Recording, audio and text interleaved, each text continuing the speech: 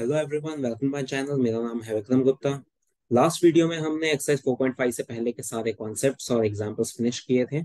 उस एक्सरसाइज में आपको कोई भी डाउट है तो मुझे नीचे कमेंट सेक्शन में बताएं। आज के इस वीडियो में हम नेक्स्ट एक्सरसाइज के कॉन्सेप्ट पे जाएंगे, एक्सरसाइज 4.6 के कॉन्सेप्ट पे।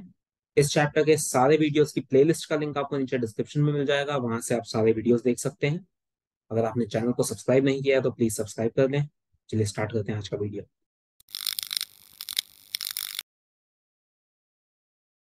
तो हम देखने वाले हैं इस वीडियो में कि किस तरह से लीनियर इक्वेशंस सॉल्व की जाती है मैट्रिसेस और डिटर्मिनेंट्स का यूज करके।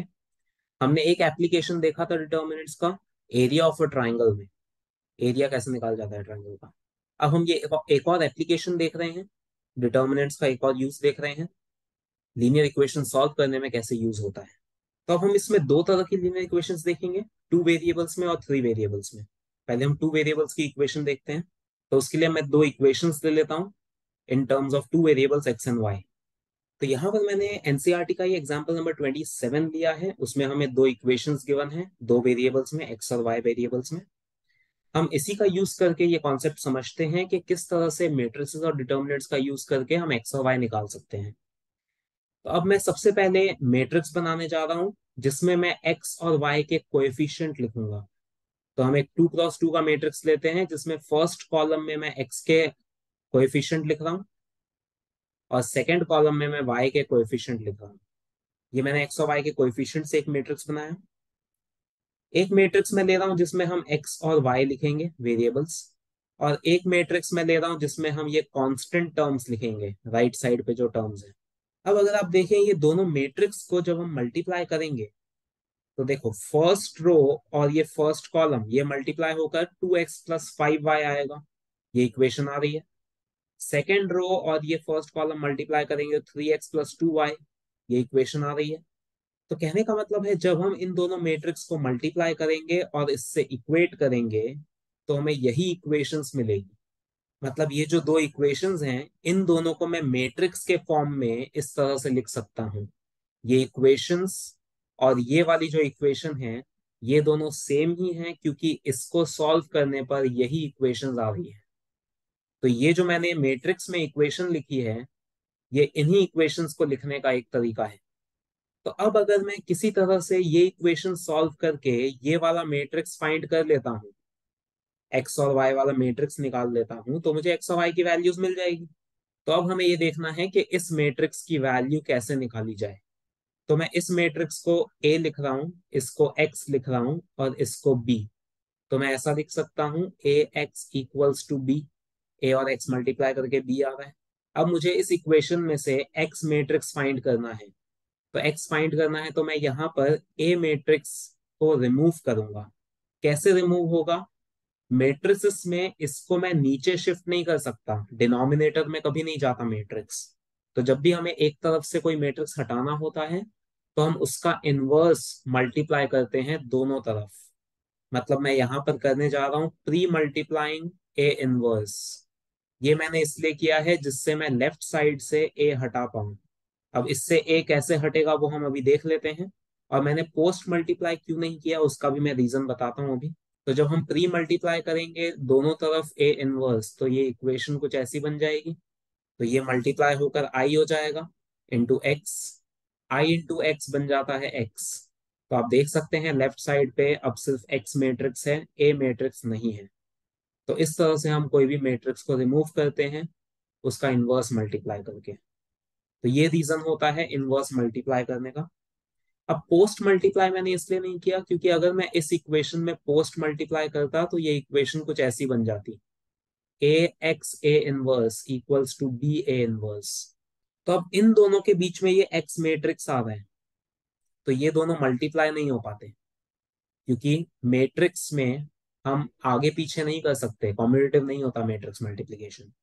इसलिए इधर पोस्ट मल्टीप्लाई करके फायदा नहीं होता। तो ऐसे क्वेश्चंस में आपको ध्यान रखना है कब प्री मल्टीप्लाई होगा और कब पोस्ट मल्टीप्लाई होगा।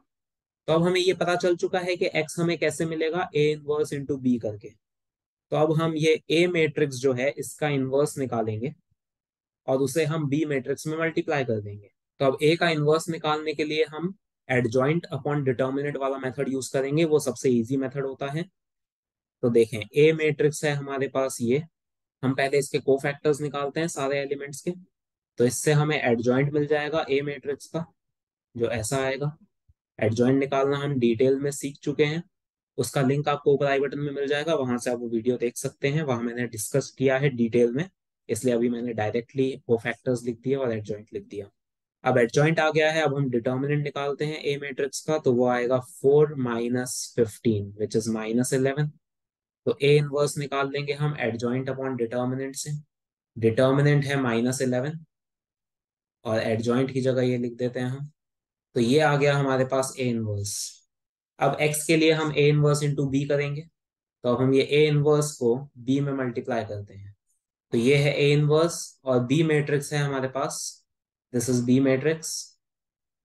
तो ये -11 को अभी हम बाहर ही रहने देते हैं और ये दोनों मैट्रिक्स को हम मल्टीप्लाई करें अगर, तो ये आ जाएगा -33 और ये आ जाएगा 11। अब ये -11 को अंदर ले जाते हैं, दोनों एलिमेंट को -11 से डिवाइड करते हैं।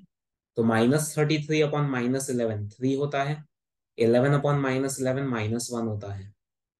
So this is x matrix. X matrix ऐसा कुछ था, ये था हमारा एक्स मैट्रिक्स। तो अब हम इन दोनों मैट्रिक्स को इक्वेट कर देंगे, तो उससे हमें एक्स और वाई की वैल्यू मिल जाएगी। X is 3 and Y is -1। तो ये आ गया हमारा सोल्यूशन। तो इस तरह से हम इन दोनों इक्वेशंस को सॉल्व कर सकते हैं यूजिंग मैट्रिसेस एंड डिटर्मिनेंट्स। इनको सॉल्व करने का ऑलरेडी आपने मेथड देखा है 10th क्लास में, सब्स्टिट्यूशन मेथड, एलिमिनेशन मेथड। उन सभी मेथड से भी आप सॉल्व कर सकते हैं, उससे भी आपको सेम आंसर मिलेगा। यहाँ पर हम मैट्रिसेस और डिटर्मिनेंट्स का यूज करके सॉल्व करना सीख रहे हैं। तो अब हम एक 3x3 का भी मैट्रिक्स सॉल्व करना सीखते हैं, इस मेथड से कैसे सॉल्व होगा। तो हम एग्जाम्पल नंबर 28 देखते हैं। 28th एग्जाम्पल में हमें ये तीन इक्वेशंस दी हैं, इसमें तीन वेरिएबल्स हैं एक्स वाई जेड। तो अब हम इसको सॉल्व करके देखते हैं कैसे हम एक्स वाई जेड निकालेंगे। तो हम एक मैट्रिक्स बनाते हैं यहाँ पर, क्योंकि तीन वेरिएबल्स हैं और तीन इक्वेशंस हैं, तो हमारा जो मैट्रिक्स बनेगा वो भी 3x3 का मैट्रिक्स होगा। फर्स्ट कॉलम में हम एक्स के कोऑर्डिनेट्स लिखेंगे 3, 2 एंड 4। सेकेंड कॉलम में हम y के कोऑर्डिनेट्स लिखेंगे -2, यहाँ पर कुछ नहीं है तो 1, और -3। हमें साइन भी कंसिडर करना है, नेगेटिव साइन है अगर टर्म का तो हमें नेगेटिव कोएफिशिएंट लिखना है। और z के कोएफिशिएंट 3, -1 और 2। ये बन गया कोएफिशिएंट का मैट्रिक्स। एक मैट्रिक्स में हम एक्स वाई जेड ले लेंगे और ये जो कांस्टेंट टर्म्स हैं उनको हम राइट साइड पे लिखेंगे एक मैट्रिक्स में। तो आप देख सकते हैं जब इन दोनों मैट्रिक्स को आप मल्टीप्लाई करके इससे इक्वेट करेंगे तो यही इक्वेशंस मिलेगी। तो मैंने इन तीनों इक्वेशंस को मैट्रिक्स फॉर्म में लिखा है ये। तो ये हमारा ए मैट्रिक्स हो गया, ये एक्स मैट्रिक्स हो गया और राइट साइड पे बी मैट्रिक्स। अब मेथड पूरा सेम रहेगा इसके आगे का, दोनों तरफ हम करेंगे प्री मल्टीप्लाइंग ए इनवर्स, क्योंकि हमें एक्स निकालना है तो हमें लेफ्ट साइड में से ए हटाना है। तो ये बन जाएगा आई इंटू एक्स, आई इंटू एक्स हो जाएगा एक्स। तो एक्स आ गया ए इनवर्स इंटू बी। अब हम ये जो ए मैट्रिक्स है इसका इनवर्स निकाल के बी में मल्टीप्लाई कर देंगे। तो मेथड वही है, बस यहाँ पर हमारे पास 2x2 की जगह 3x3 का मैट्रिक्स है। तो हम पहले ए का इनवर्स निकालते हैं। तो ये ए मैट्रिक्स है, अब हम सबसे पहले सारे एलिमेंट्स के कोफैक्टर्स निकाल लेंगे, वो हम ऑलरेडी डिस्कस कर चुके हैं डिटेल में। तो मैं यहाँ पर डायरेक्टली कोफैक्टर्स लिख रहा हूँ। तो ये आ गए हैं कोफैक्टर्स। कोफैक्टर कैसे निकालते हैं वो हम सीख चुके हैं डिटेल में, उसका लिंक आपको ऊपर आई बटन में मिल जाएगा, वहां से आप देख सकते हैं वो वीडियो। अब इसको हम एक मैट्रिक्स में लिख देंगे तो वो हमें मिलेगा एडजॉइंट ऑफ ए। तो एडजॉइंट ऐसा आएगा। एडजॉइंट आ गया, अब हम इसका डिटर्मिनेंट निकालते हैं। तो डिटर्मिनेंट निकालना भी हमने डिटेल में सीखा है इस चैप्टर के फर्स्ट वीडियो में, वो भी आप देख सकते हैं, ऊपर आई बटन में आपको लिंक मिल जाएगा। तो यहाँ पर मैं डिटर्मिनेंट भी एक बार डायरेक्टली लिख देता हूँ। यहाँ पर मैं डिटेल में वापस ये सारी चीजें डिस्कस नहीं करता हूँ क्योंकि वो हम ऑलरेडी सीख चुके हैं, तो हम उस पर टाइम नहीं लगाते हैं।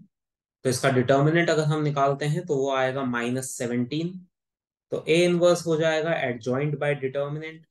डिटर्मिनेंट है -17 और ये हमने एडजॉइंट अभी निकाला है।